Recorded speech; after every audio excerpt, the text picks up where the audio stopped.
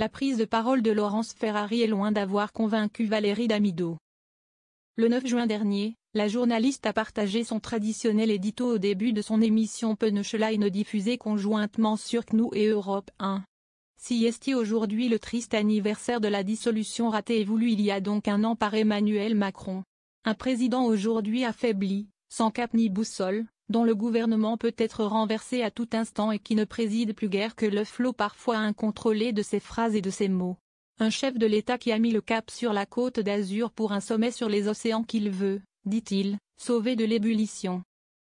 Si est-il la suite des propos de Laurence Ferrari qui n'a pas du tout plu à l'ancienne animatrice emblématique de DSO sur M6, alors si est-il bien de vouloir sauver les fonds marins mais si est-il encore mieux de protéger nos frontières.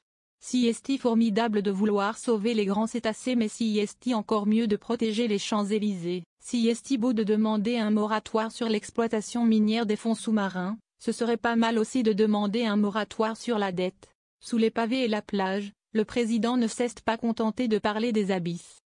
Il a aussi dénoncé ceux qui font du brainwashing, je traduis lavage de cerveau, à partir de ce qu'il qualifie de faits divers.